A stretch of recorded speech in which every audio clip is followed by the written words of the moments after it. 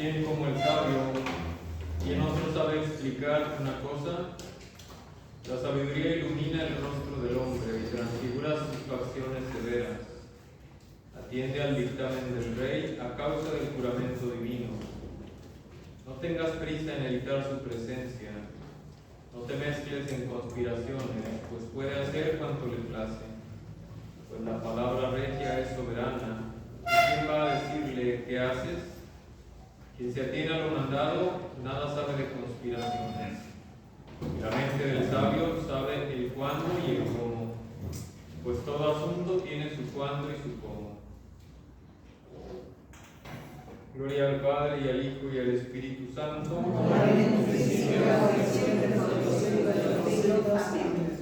Espíritu Santo, fuente de luz, ilumínanos. San Juan Bosco, ruega por nosotros. En nombre del Padre, y del Hijo, y del Espíritu Santo. Amén.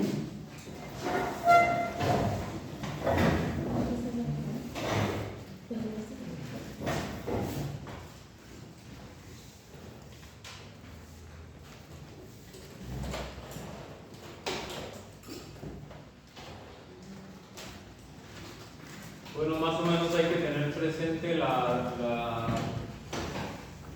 distribución del libro que veíamos la última vez. Inicia el libro con una exhortación a la sabiduría. Hay dos secciones de Proverbios de Salomón, una colección de sabios, una sección de varios autores y el epílogo elogio de la mujer. Así como que a grandes rasgos, tratar de recordar eso. Hay como una introducción muy pequeña, luego la exhortación a la sabiduría. Hay una colección de proverbios de Salomón, una parte y segunda parte, en medio de ellas las sentencias de los sabios, proverbios de varios autores, y por último, epílogo de la mujer fuerte. Más o menos ahí. Digo, a lo mejor no es que nos los aprendamos de memoria, pero sí que tengamos presente eso, ¿va? Una introducción a la sabiduría, dos partes de Salomón, en medio una de los sabios, varios autores y el epílogo de la mujer. Esas partes, pues, aunque no tengamos muy claro el número de capítulos o el orden, pero sí tener claro que hay esas secciones. Y en la misma Biblia nos lo va a ir señalando. Y pasando de eso, pues, la vez pasada que vieron. Una parte de lo que es la introducción. La introducción de La introducción. Nos quedamos en la página 10 en división. Sí. ¿Sí? La página 10 y se va a ver división.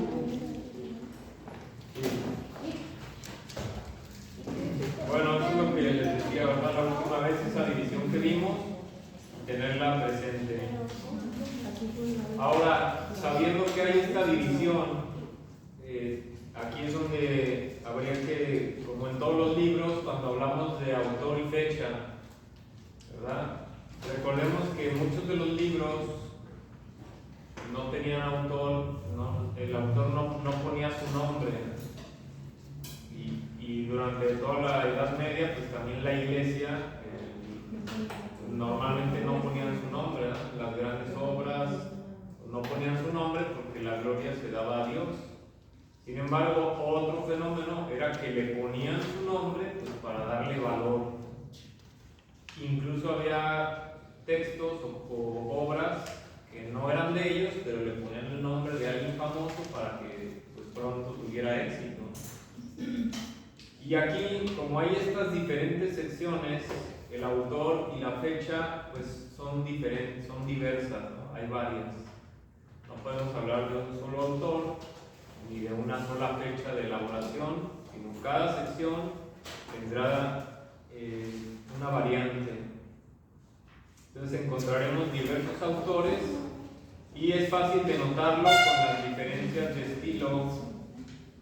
Las fechas pues también serán diferentes al darnos cuenta del contenido que nos presenta este libro.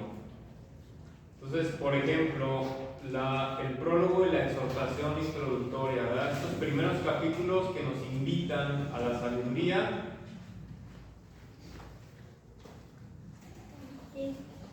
indican pues que esta sección es una introducción.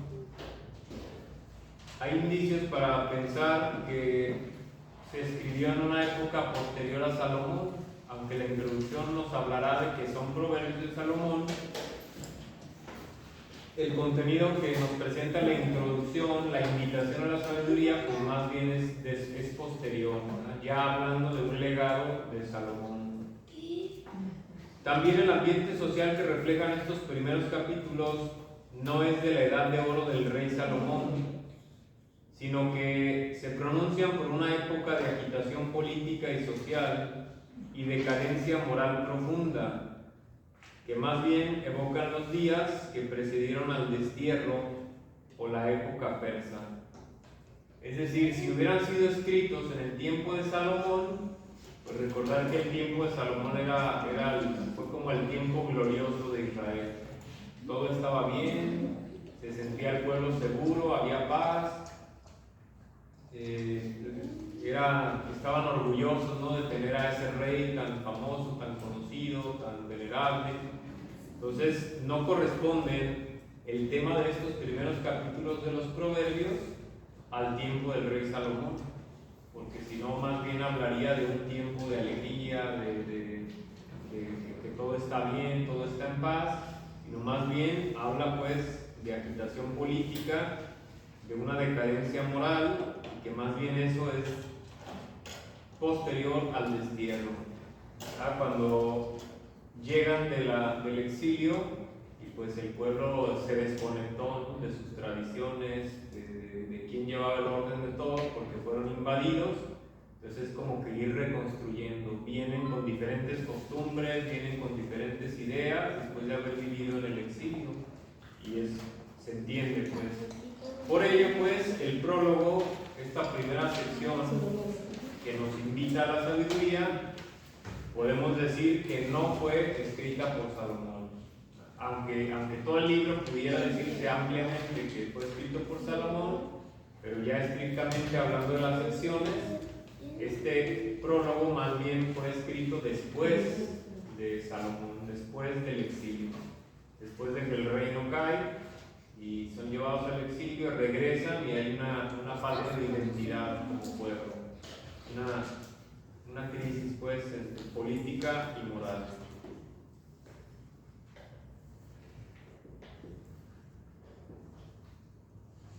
Después las colecciones salomónicas, ya decíamos que hay dos secciones llamadas de Salomón. El libro atribuye las secciones segunda y cuarta al rey Salomón. Los indicios internos y referencias externas prestan fundamento suficiente para atribuir al gran rey estas dos colecciones. Es decir, aquí sí vamos a encontrar indicios, y la manera de escribir que corresponde al tiempo, a la cultura, a la sociedad de aquel tiempo, pues sí parece que en su escritura corresponden al tiempo de Salomón. Las mismas sentencias relativas a la realeza dejan entrever que han sido compuestas en los días gloriosos de la monarquía, ¿verdad? Estas secciones sí nos van a hablar de los días donde todo está bien, donde hay paz, donde hay abundancia, donde hay seguridad social. Entonces aquí sí corresponden a una época. Esto confirma los datos externos, los libros sagrados mismos que nos hablan de la sabiduría proverbial de Salomón. Por ejemplo, el libro primero de los Reyes dice que Salomón pronunció 3000 proverbios. Es decir, hay otros libros externos que nos dicen que Salomón escribió, enseñó ciertos proverbios. Entonces, de estos textos, sin duda, es autor Salomón de un buen número de estas sentencias contenidas en estas dos secciones. ¿Por qué decimos que es autor de buen número de estas sentencias? Porque evidentemente al paso del tiempo es probable que algunos proverbios se hayan añadido.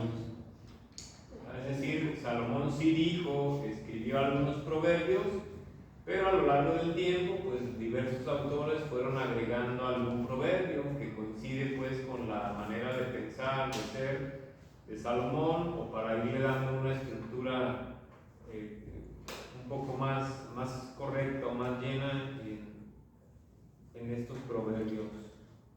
Entonces sí hay la posibilidad, no tenemos claro como para decir, el proverbio 5, el 10, el 11, pues no tenemos claridad, pero sí es posible. Por eso podemos decir que sí, el buen número de estas sentencias son de Salomón, pero también puede ser que algunos de ellos sean escritos por otros coleccionistas, ¿no?, que fácilmente pudieron añadir estos textos. Recordemos, supongo que en la introducción a la Biblia lo habrán visto, en muchos o quizá en todos los libros habrá algún añadido posterior. Es decir, por ejemplo en Mateo, pues a lo mejor él escribió una sección, después un compilador adjunta todo y pudo haberse añadido alguna pequeña historia, alguna pequeña parábola. Sin embargo, este pequeño añadido corresponde a la comunidad consecuente, no es un añadido de 5 siglos después, es un añadido del tiempo, probablemente del seguidor, del secretario, del discípulo, del mismo apóstol, y no contradice la doctrina ni la enseñanza, ni cambia pues de lo que Jesús enseña. Por ejemplo, por decir algo de los textos que sí tenemos más escritos, apócrifos o falsos, pues son del Evangelio.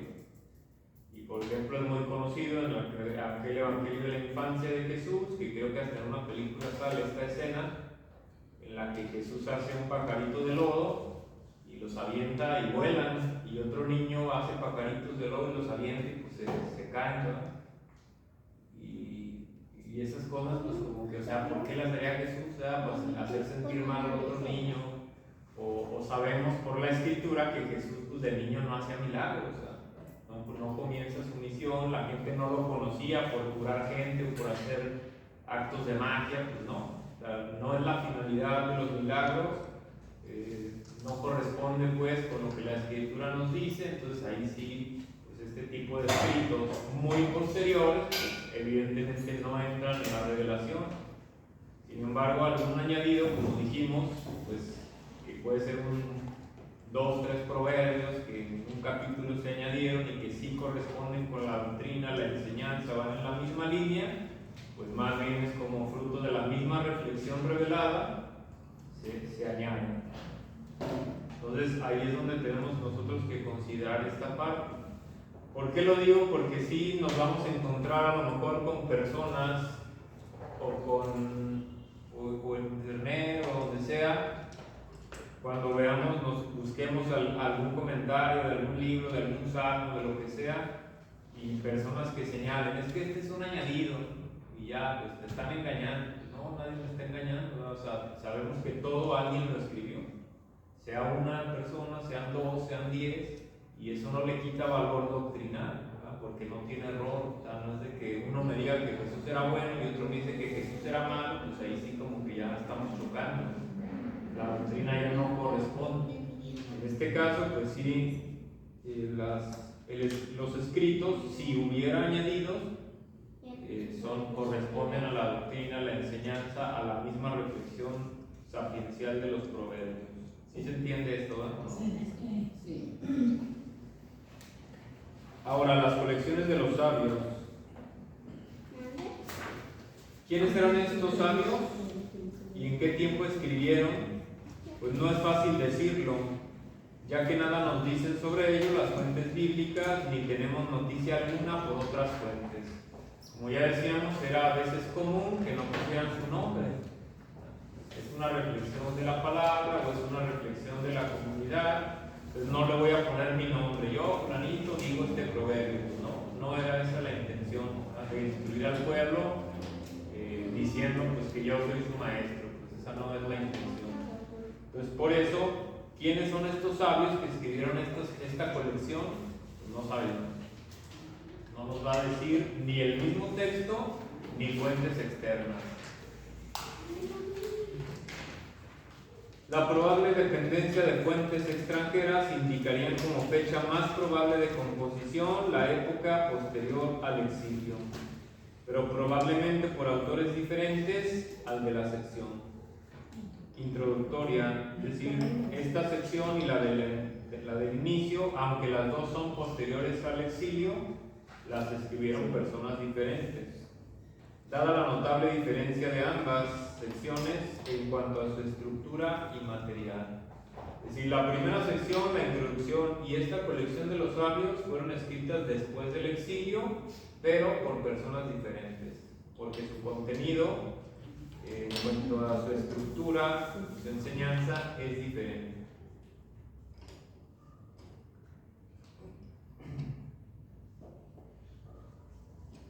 Ya decíamos en la introducción a este libro que es evidente, ¿no? Ya decíamos que los proverbios son enseñanzas prácticas. Entonces, si los judíos van al exilio y allá conocen las costumbres de otros pueblos, pues habrá cosas positivas que podemos traer, ¿verdad? No todo es negativo. Si yo voy a otro país, a lo mejor hay costumbres pues, que aquí no, ¿verdad? Aquí no son vistas como buenas, pero habrá otras que sí sean buenas, sí sean positivas. Entonces ellos, esas costumbres positivas, las traen, las aprenden y también las enseñan. Es parte pues de esta enseñanza práctica. Las colecciones de varios autores. En la introducción se decía que una sección es de Agur, otra sección no sabemos de quién y otra sección de Lemuel, pues ahí mismo lo dicen. De Agur y Lemuel sabemos que fueron de la ciudad de Mesa, dos israelitas que fuera de su patria, que vivían fuera de su patria, dos extranjeros adoradores de Yahvé. En cuanto a la fecha de composición, los arameísmos, es decir, la manera de usar el arameo, su contenido, el lugar que ocupan en el libro, quizá indiquen también para estas colecciones como fecha más probable también la posterior al exilio, al destierro.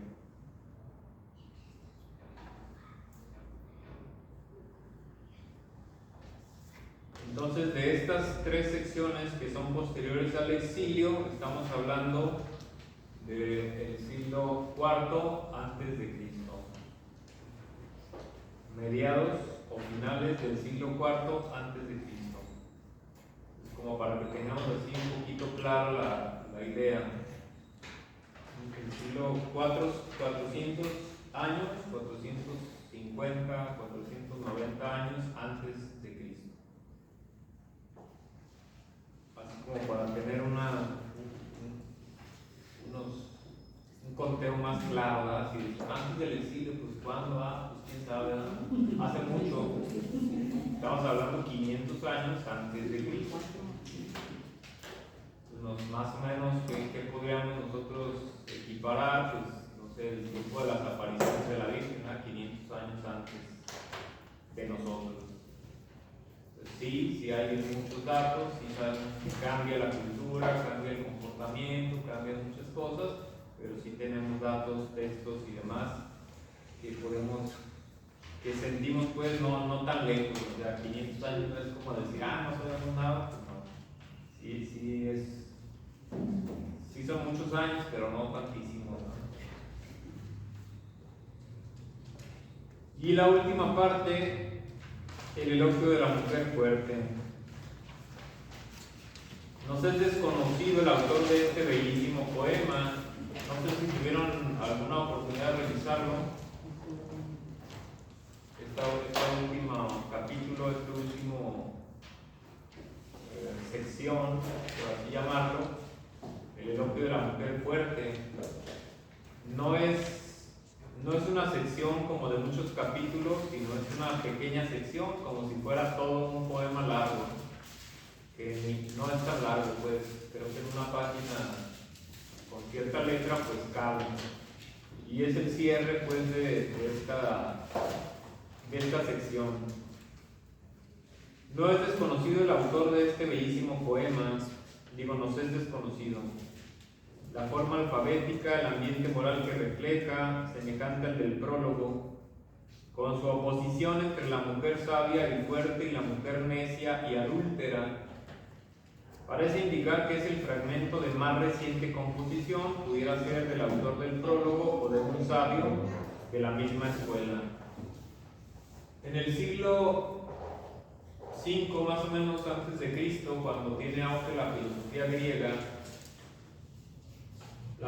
griega va a plantear mucho el dualismo, se va a centrar en los inicios de la filosofía griega, Sócrates y principalmente Platón, va a plantear mucho el dualismo, la luz y la oscuridad, el bien y el mal, el fuerte y el débil, o sea, siempre nos va a hablar como de esas dos partes. Entonces este es un reflejo de ese tiempo, esta manera de hablar, contraponiendo lo bueno, lo malo, lo fuerte, lo débil, lo oscuro y lo luminoso, es reflejo de esta mentalidad que tiene auge en el siglo V la filosofía griega. Entonces, por ello nos podemos dar cuenta también que aunque no tenemos datos de su autor, el estilo pues ya refleja un tiempo de esta filosofía. Y nos ayuda pues esta manera de hablar, principalmente en la Sagrada Escritura, va a tener mucha fuerza. Incluso Jesús va a utilizar esta manera de hablar. En algunas parábolas, cuando nos habla de los buenos que irán al gozo eterno y los malos que irán al fuego eterno, ¿no? Así como siempre separar a los buenos de los malos, las ovejas de los cabritos. Entonces, esta manera de hablar así contraponiendo el bien y el mal, o el contrario, también la utilizará Jesús. No siempre, pero también será parte, porque para las personas es importante y es fácil de aprender. Si yo nada más me quiero aprender lo bueno, ¿no? O sea, como que esa parte de ver lo bueno y lo malo nos ayuda un poco a entender y a retener. Lo bueno me lleva a esto, lo malo me lleva a esto. Pues, será importante durante mucho tiempo esta manera de hablar. Finalmente, un último redactor, si no es toda la obra de conciliación de uno solo, compuso la exhortación a alcanzar la sabiduría como prólogo a toda la obra. Y tal vez el mismo elogio de la mujer fuerte como epílogo, es decir, la primera parte y la última puede ser que un solo autor la haya hecho, el mismo autor, como ya compilando toda la obra. Y pues cuando uno hace un libro se supone que lo último que se escribe es la introducción y la conclusión. No se empieza escribiendo la introducción, porque pues, a lo mejor le agrego cosas y en la introducción digo, pues se trata de esto y de esto. Entonces se supone que lo último en una obra será la conclusión y la introducción. Entonces por ello es probable, por la coincidencia de estilo y de enseñanza, que esta obra pues, pudiera ser de un mismo autor. Por ello no podemos aventurarnos a decir que 5 siglos, sino aquí nos da como una fecha aproximada entre 300 y 500 años antes de Cristo. Es decir, como para no aventurarnos a decir en el 248, pues no, o sea, ¿de dónde sacamos una fecha tan exacta? Pues no sabemos. Entonces, más bien, aquí para no errarle, damos un margen, ni tan cerca ni tan lejos, y por la manera de escribir, pues evidentemente deberá de ser más temprana que el siglo V.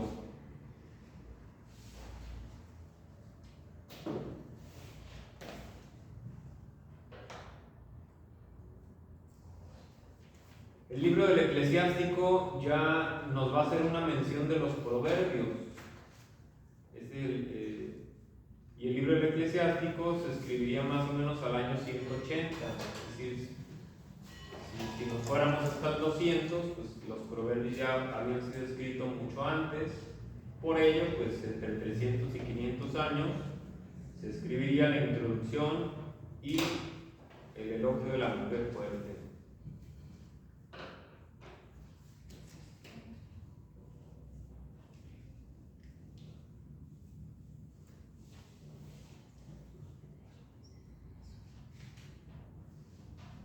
Con esto tenemos o debemos tener ya claro que no todo el libro es de Salomón. Si bien la tradición se lo atribuye todo a él, la razón es siempre la misma. Salomón pasó a la posteridad como el rey sabio por excelencia. No hay un tiempo más importante que el tiempo de Salomón en cuanto a su fama, su riqueza, el palacio, su sabiduría, como se nos narra que incluso de otras naciones iban a buscarle. Entonces, ¿por qué se le atribuye generalmente el libro a Salomón? Pues porque él es el personaje insigne, el más importante, y como gran parte de estos proverbios los escribió él, pues es fácil decir como que es obra de él. Sí, gran parte pues de estos proverbios sí fueron de él, y otros son fruto de que él, digamos, inició con todo este movimiento o empuje de la sabiduría, de lo sapiencial. O quienes escriben proverbios, pues los escriben al estilo de Salomón. Entonces por eso se puede decir, así a grandes rasgos, que los escribe Salomón. Aunque sabemos ya, viendo cada una de estas secciones, pues sí habrá que señalar puntualmente que no todo lo escribió él.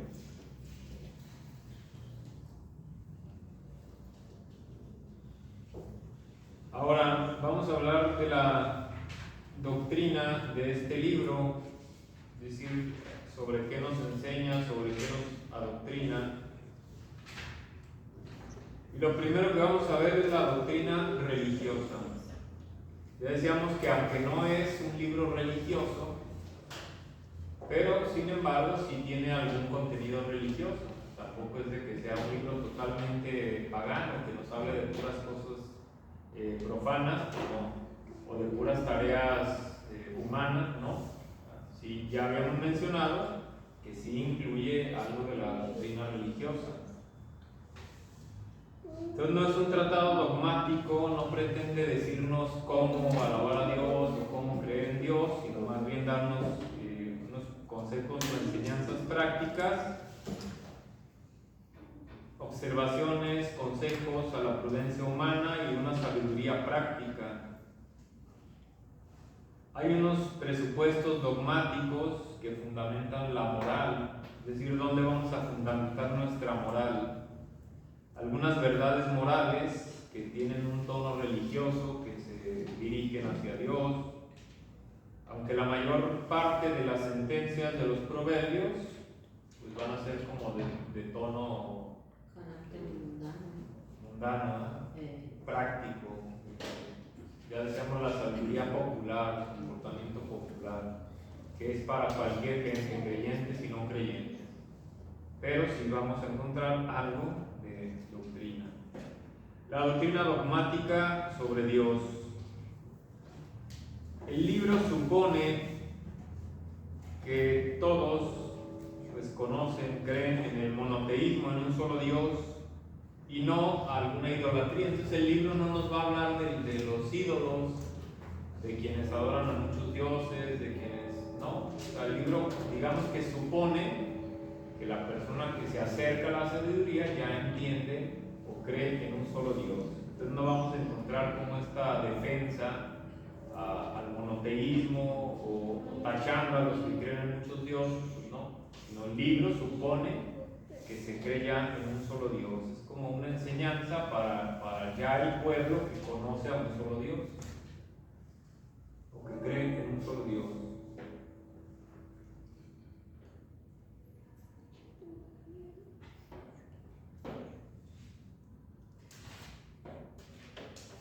Yahvé, nombre con el que se designa a Dios en el libro, ha creado el mundo con su sabiduría. Es decir, ¿qué nos va a enseñar sobre Dios?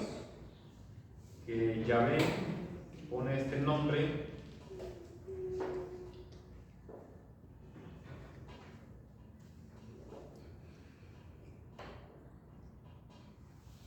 ha creado el mundo con su sabiduría.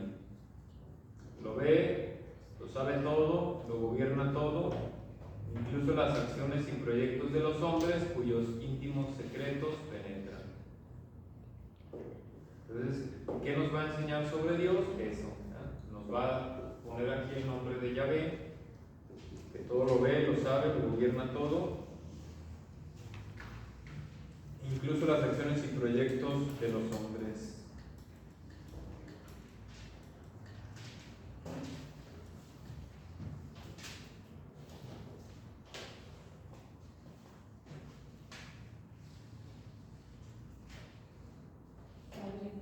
Sí. Todo esto que nos está diciendo me trae a la mente esto que me llamó mucho la atención del capítulo 6 de Proverbios, versículos del 16 al 19. 6 cosas detesta Yahvé y 7 aborrece con todo el alma: ojos altaneros, lengua mentirosa, manos manchadas de sangre inocente, corazón que trama planes perversos, pies ligeros para correr hacia el mal, testigo falso que levanta calumnias y el que siembra discordias entre hermanos. Sí.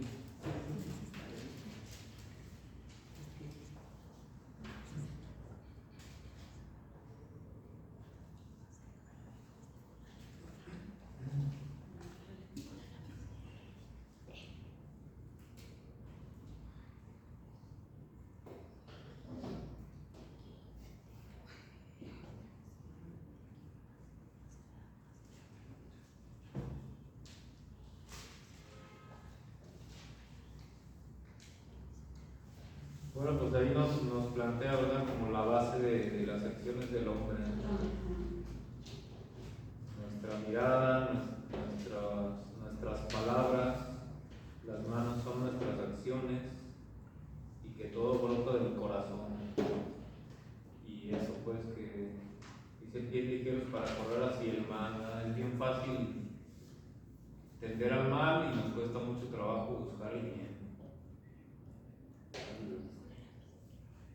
El domingo, fruto de la reflexión del Evangelio, donde ya quedaban varias personas afuera, me decían: pues sí, es cierto, padre, se nos cuesta mucho trabajo, ¿verdad? Yo hablaba de la pereza espiritual.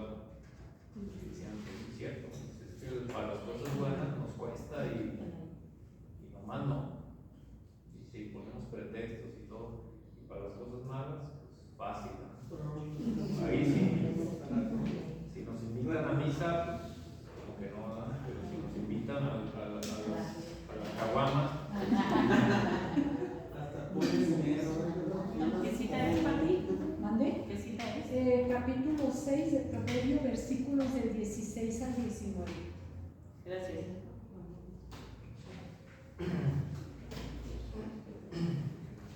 y es bueno, pues Jesús, creo que en la parábola del que edifica sobre roca nos dice mucho, ¿no? Construir, pues es muy difícil, ¿no? Ir midiendo, ir poniendo ladrillo sobre ladrillo, tomar es bien fácil.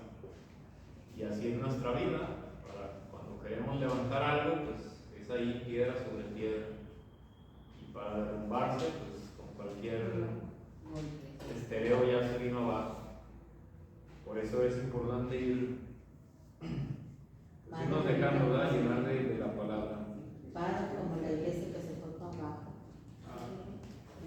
Ya. techo. Pues también aquí ya la del Corpus Christi se nos cayó. ¿En serio? No, a ver, creo que nadie se había herido aquí, pues, pero sí se nos cayó aquí. La del Corpus Christi ahí por tierra.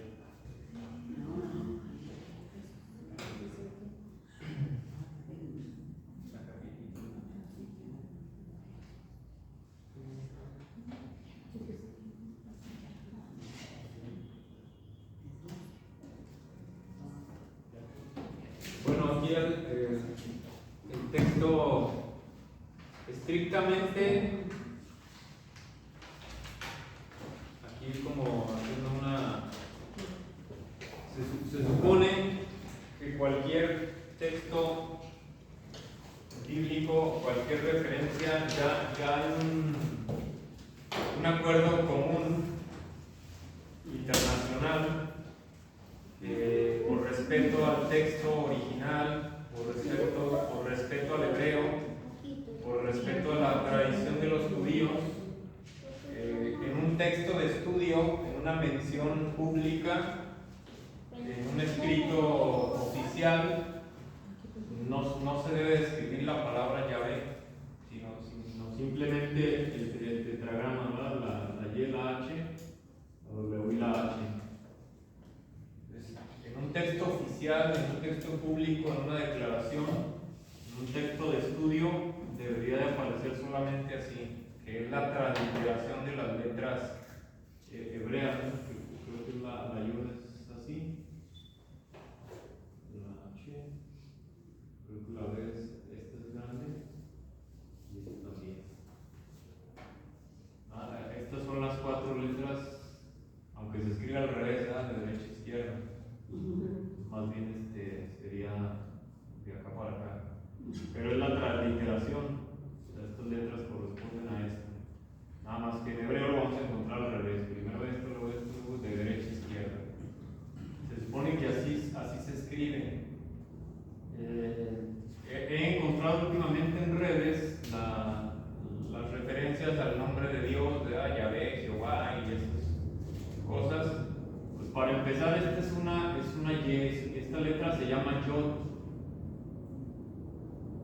Entonces, pues no es una J, ¿verdad? Ni siquiera el latín tiene una J. O sea, Jehová o esa pronunciación, pues como que no queda muy. En todo caso sería Jehová, quizá más correcto, pues. Y nosotros, la palabra Yahvé, pues es porque así la pronunciaban los samaritanos. ¿Por qué la iglesia sí le da el nombre Yahvé? Porque así pronunciaban los samaritanos. Entonces es más creíble que los samaritanos hayan conservado la pronunciación del nombre de Dios, aunque con acento diferente, porque los samaritanos tenían un acento diferente, a que nosotros le inventemos que aquí va una E y aquí va una O y aquí va una A, Jehová. O sea, ¿dónde sacaste esas letras? Entonces es más creíble, o al menos para nosotros, que la pronunciación samaritana haya conservado las vocales a que nosotros le queramos inventar, metiéndole las vocales de Elohim y de Adonai, ¿verdad? No, eso. La Biblia nunca nos dice eso, ¿verdad? Por eso, para respetar, siempre debería de aparecer estas letras.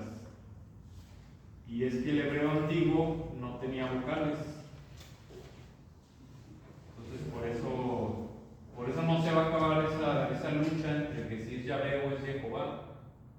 Porque, o sea, sí se pueden poner las letras, pero ellos le añaden las vocales de Adonai y de Elohim, y nosotros la pronunciación samaritana, ¿no? O sea, que sepamos eso, por si alguien nos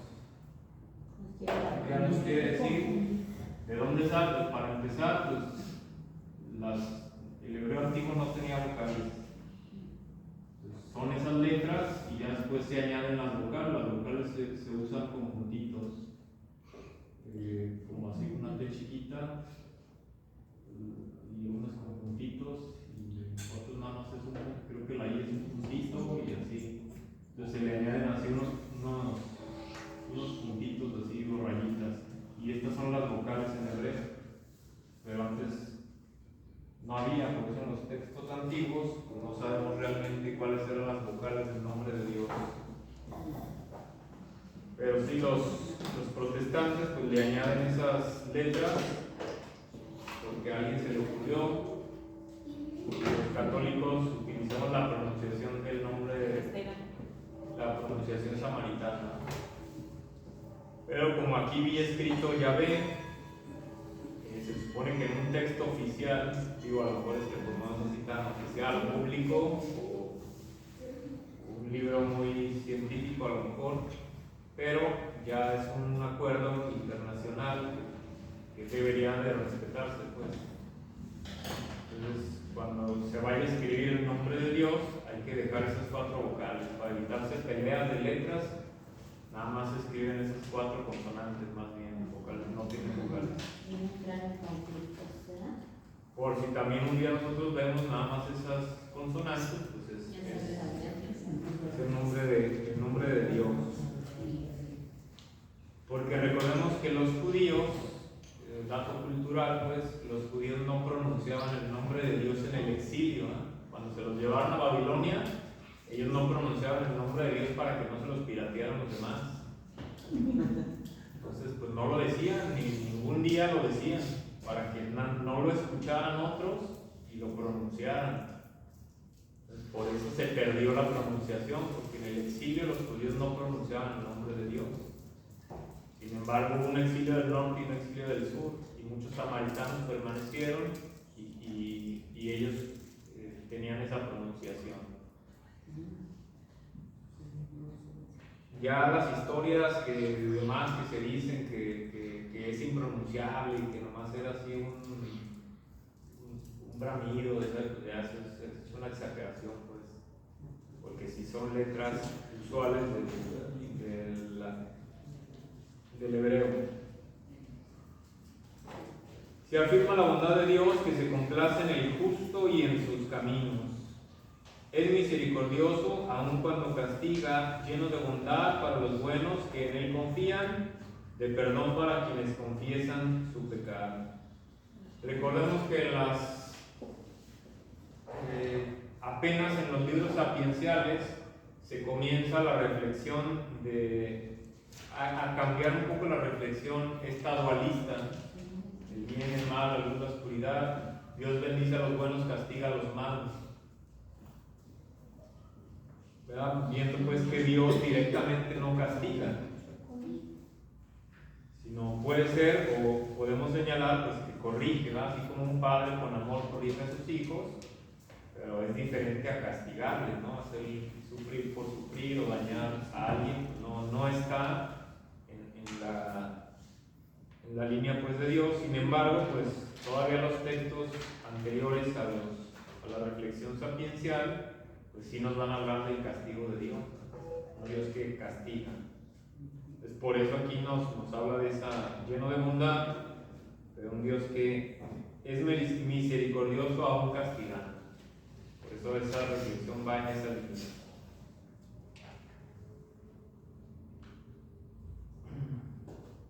Insiste mucho más en su justicia, como se verá al tratar de la retribución que de ordinario aparece en la Sagrada Escritura, acompañada de la misericordia.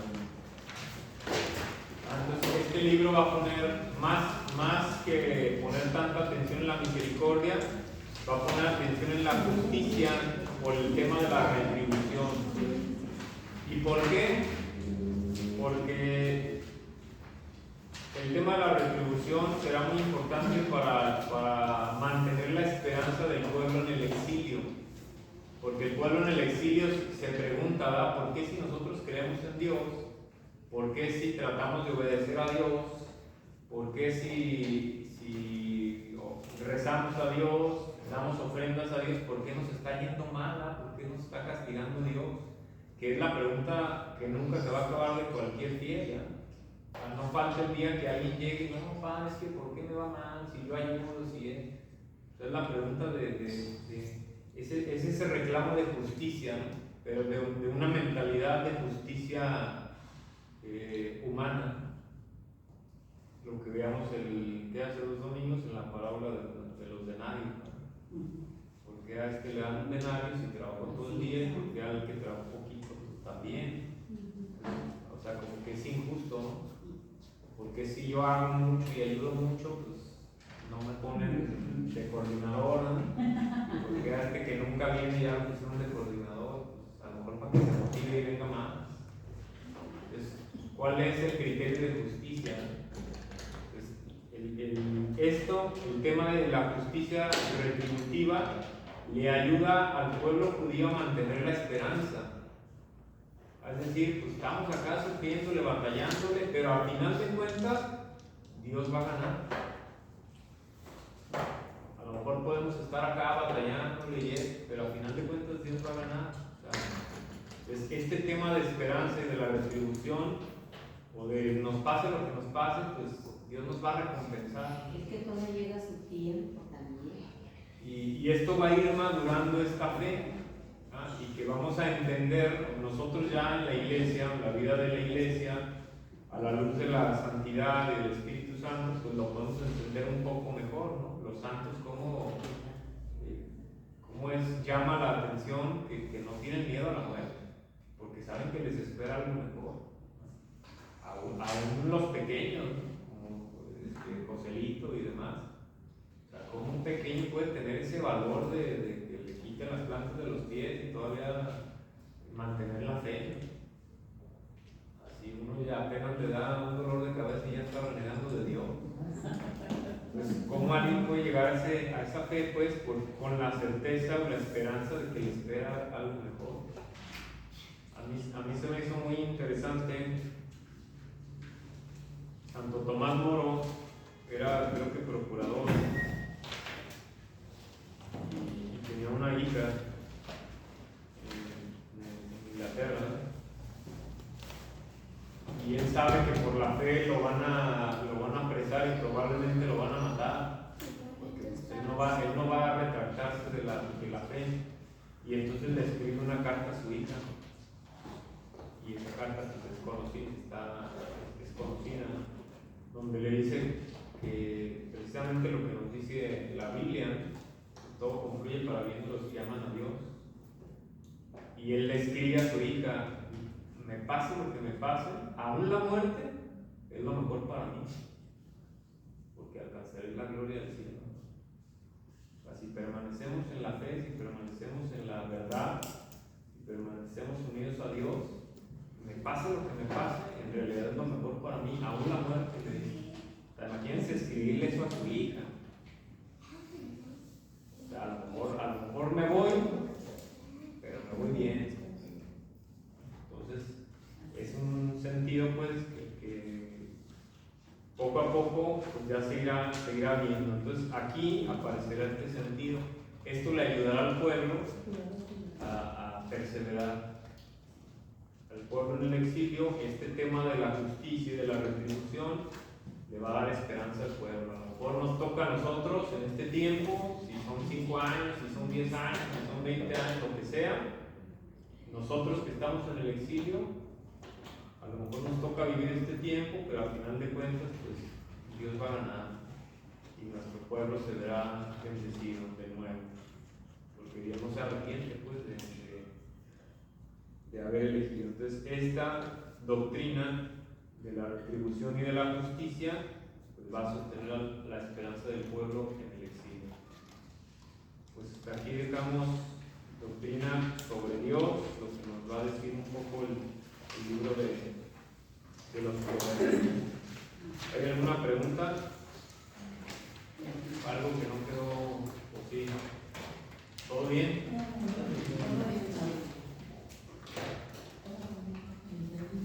Entonces, ya digo, le vamos avanzando, no nos queda mucho para terminar lo del algo más de la enseñanza, la inspiración, canonicidad y los textos y versiones, ya no es mucho. Sí será importante que tomemos nuestras notas o rayemos nuestro libro para que no se nos olvide, pues, recordemos que no venimos nada más para que nos digan y decir, sí, cierto, qué bonito. No. Pues, ya decíamos, tener claro eso, ¿verdad? Hay una introducción, hay 2 secciones de Salomón, una sección de sabios, una de varios autores y el final de la mujer fuerte, ¿verdad? Y ya de esto, pues hay varios autores, mucho de eso sí lo escribió Salomón, otro es posterior, el tiempo del exilio. Y cuando hablamos del tiempo del exilio, pues ¿de qué hablamos? Pues de 400, 500 años antes de Cristo. Y la gente que vivía en el exilio, pues tenía ese tema de la justicia y de la retribución y le dio esperanza para seguir adelante. Saber que al final de cuentas, pues Dios nos va a recompensar. En esa línea es lo que estamos reflexionando de los proverbios. Igual, pues, lo que podamos ir leyendo que nos enriquezca